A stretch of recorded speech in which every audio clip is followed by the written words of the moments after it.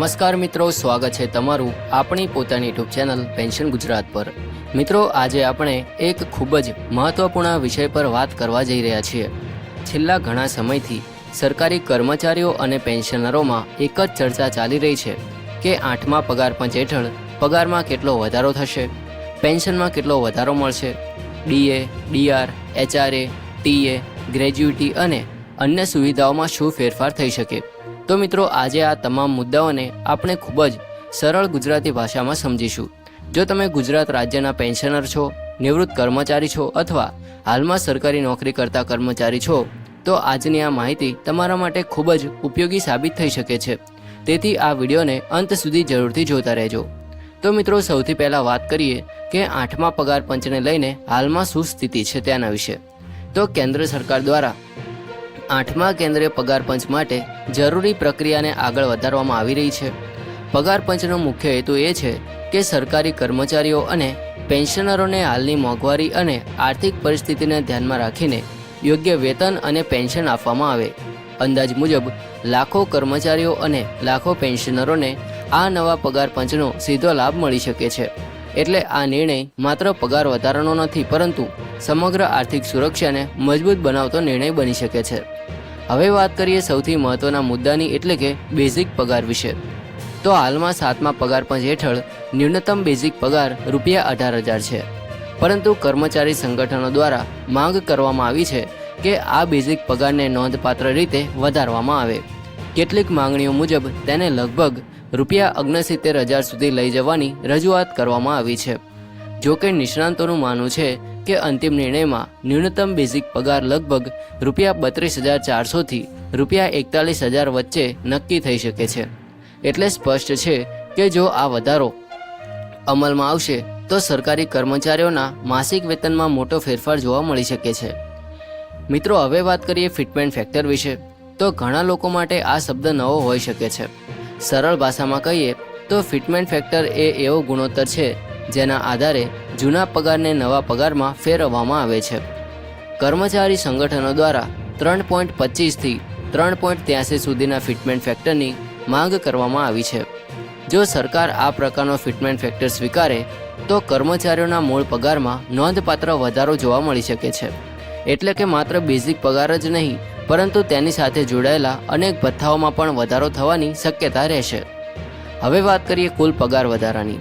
તો વિવિધ અહેવાલો મુજબ જો 8મા પગાર પંચની ભલામણો અપેક્ષા મુજબ અમલમાં આવશે તો સરકારી કર્મચારીઓના કુલ માસિક પગારમાં અંદાજે 20% લઈને 35% સુધીનો વધારો જોવા મળી શકે છે। આ વધારો દરેક કર્મચારી માટે એક સરખો રહેશે એવું નથી, કારણ કે તે કર્મચારીઓના પે લેવલ, બેઝિક પગાર અને અન્ય ભથ્થાઓ પર આધારિત રહેશે। છતાં પણ મોટાભાગના કર્મચારીઓ માટે આ વધારો મહત્વપૂર્ણ સાબિત થઈ શકે છે। મિત્રો, હવે ભથ્થાઓ વિશે વાત કરીએ। જ્યારે પણ નવું પગાર પંચ અમલમાં આવે છે ત્યારે માત્ર મૂળ પગાર જ બદલાતું નથી, પરંતુ તેની સાથે જોડાયેલા વિવિધ એલાઉન્સમાં પણ સુધારો કરવામાં આવે છે। તેમાં સૌથી મહત્વનું છે મોંઘવારી ભથ્થું એટલે કે ડીએ, ત્યારબાદ ઘર ભાડું ભથ્થું એટલે કે એચઆરએ, તેમજ ટ્રાવેલ એલાઉન્સ એટલે કે ટીએ। અને મિત્રો, મોંઘવારીમાં થતા વધારાને ધ્યાનમાં રાખીને આ તમામ ભથ્થાઓમાં પણ સુધારો કરવામાં આવી શકે છે। એટલે કર્મચારીઓની કુલ આવકમાં વધુ વધારો થવાની સંભાવના રહે છે। હવે ખાસ વાત કરીએ આપણા પેન્શનર મિત્રો માટે। તો 8મા પગાર પંચનો લાભ માત્ર કર્મચારીઓને જ નહીં, પરંતુ નિવૃત્ત કર્મચારીઓ અને પેન્શનરોને પણ મળી શકે છે। જેમ કર્મચારીઓના બેઝિક પગારમાં વધારો થાય છે, તેમ પેન્શનરોના બેઝિક પેન્શનમાં પણ સુધારો કરવામાં આવે છે। હાલમાં 7મા પગાર પંચ હેઠળ ન્યૂનતમ પેન્શન ₹9,000 છે। નવા પગાર પંચ હેઠળ આ રકમમાં પણ વધારો થવાની સંભાવના વ્યક્ત કરવામાં આવી રહી છે। એટલે ઘણા પેન્શનરોને દર મહિને વધુ પેન્શન મળવાની શક્યતા બની શકે છે। મિત્રો, હવે પેન્શનની ગણતરી વિશે પણ ચર્ચા કરી લઈએ। તો કર્મચારી સંગઠનો દ્વારા એવી રજૂઆત કરવામાં આવી છે કે નિવૃત્ત કર્મચારીઓને તેમના છેલ્લા મળેલા મૂળ પગારના લગભગ 67% જેટલું પેન્શન મળવું જોઈએ। ઉપરાંત ફેમિલી પેન્શનને પણ 50% સુધી રાખવાની માંગ કરવામાં આવી છે। જો આવી ભલામણો સ્વીકારવામાં આવશે તો ભવિષ્યમાં પેન્શનરો અને તેમના પરિવારને વધુ આર્થિક સુરક્ષા મળી શકે છે। હવે વાત કરીએ ડીઆર એટલે કે મોંઘવારી રાહત વિશે। તો જેમ કર્મચારીઓને ડીએ મળે છે, તેમ પેન્શનરોને ડીઆર આપવામાં આવે છે. જો 8મા પગાર પંચ હેઠળ નવું પગાર માળખું અમલમાં આવશે તો તેના આધારે ડીઆરમાં પણ જરૂરી સુધારો કરવામાં આવી શકે છે. એટલે નિવૃત્ત કર્મચારીઓને મોંઘવારી સામે વધુ સારી આર્થિક સહાય મળી શકે છે. મિત્રો, હવે નિવૃત્તિ પછી મળતા અન્ય લાભો વિશે પણ વાત કરી લઈએ. તો તેમાં સૌથી મહત્વપૂર્ણ છે ગ્રેજ્યુટી. કર્મચારી સંગઠનો દ્વારા ગ્રેજ્યુટીની મર્યાદામાં વધારો કરવાની માંગ કરવામાં આવી છે. ઉપરાંત પેન્શન કમ્પ્યુટેશન સંબંધિત નિયમોને વધુ સરળ બનાવવા માટે પણ રજૂઆતો કરવામાં આવી છે. હાલમાં કમ્પ્યુટ થયેલી પેન્શનની પુનઃસ્થાપના માટે જે લાંબો સમયગાળો છે તેને ઘટાડીને લગભગ 10થી 12 વર્ષ કરવાની માંગ પણ કરવામાં આવી રહી છે. જો આ પ્રકારના ફેરફારો થશે તો નિવૃત્ત કર્મચારીઓને વધુ સારા લાભો મળી શકે છે. મિત્રો, હવે સૌથી મહત્વપૂર્ણ મુદ્દા એટલે કે એરર્સ વિશે વાત કરીએ. તો એવી જોગવાઈ અંગે ચર્ચા ચાલી રહી છે કે 8મા પગાર પંચનો અસરકારક અમલ 1 જાન્યુઆરી 2026થી ગણવામાં આવે, જ્યારે પંચનો અંતિમ અહેવાલ મધ્ય 2027 સુધીમાં આવવાની સંભાવના વ્યક્ત કરવામાં આવી રહી છે. જો આવું બને છે તો અમલમાં વિલંબ થયેલા સમયગાળાનો પગાર, વધારાનો પગાર અને વધારાની પેન્શન કર્મચારીઓ તથા પેન્શનરોને એરર્સ તરીકે એક સાથે ચૂકવવામાં આવી શકે છે. એટલે ઘણા લોકોને એક સાથે બાકી રકમ મળવાની શક્યતા પણ બની શકે છે.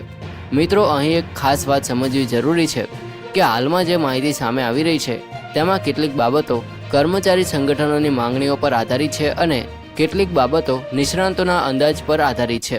અંતિમ નિર્ણય સરકાર દ્વારા જાહેર કરવામાં આવેલા સત્તાવાર આદેશો અને ભલામણોના અમલ પછી જ સ્પષ્ટ થશે.